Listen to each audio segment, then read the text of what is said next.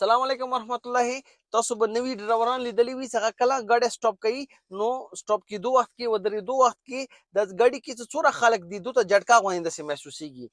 هغه وجه دا وي چې هغو ته بریک صحیح استعمال کول نه وي زده. دا تسبیح ما لګولي دي پوه شوې. اوس زه چې همغسې ګاډی ودروم تاسو ټولو ته به پته ولګي چې زه کوم جټکې په باره کې خبره کوم. دغه دی اوس ما ورو غوندې ګاډی روان کړی دی اور دغه دی ما بریک وویلو، آرام سره ما بریک وویلو، خو دا وګوره موږ ټولو ته جټکا محسوس شوه. د تسبیح وګوره څومره زیاتې وخوځېدې.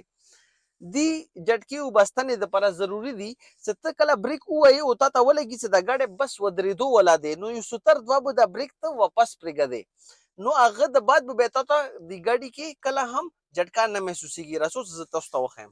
دا ګوره اوس ما ګاډی روان کړو که نه ایون تیز مو روان کړو صحیح دی.